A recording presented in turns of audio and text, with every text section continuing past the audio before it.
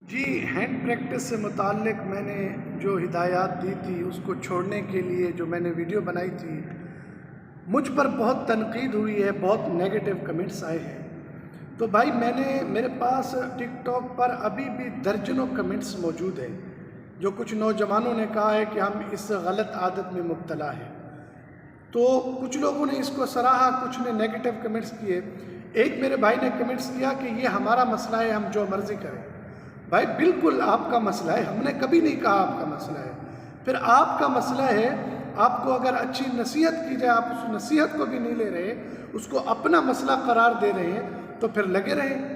پھر انشاءاللہ جب شادی ہوگی، پرائی ماں کی جائی آئے گی اور آپ سے پوچھے گی کہ چند کتھا گزاری ہاوی رات ہوئے، پھر آپ اسی کو جواب دینا، پھر ہم آپ کو یاد آئیں گے، پھر آپ کو مولوی صاحب یاد آ جائیں گے۔ بھائی بارہا کہہ چکا ہوں، شادی کی طرف جائیں۔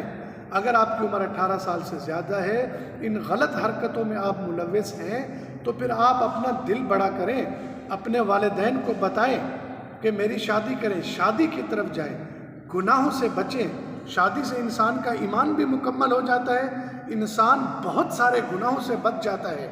اللہ پاک آپ کو توفیق دے، آپ ہم پر تنقید کرنے کی بجائے اپنا حوصلہ بڑھائیں اور اپنے والدین سے بات کریں۔ آپ شادی کی طرف جائیں تاکہ آپ کی آنے والی ازدواجی زندگی کے لمحات خوشگوار ہو سکیں، اچھی لائف جئیں۔ ہم نے تو ایک اچھی بات یا ایک جو لوگوں میں ایک مرض ہے اس کا علاج بتا دیا، آگے آپ کا کام ہے۔ وہ کہتے ہیں نا کہ اب جس کے جی میں آئے وہ لے اس سے روشنی۔ ہم نے تو دل جلا کے سر عام رکھ دیا ہے۔ شکریہ۔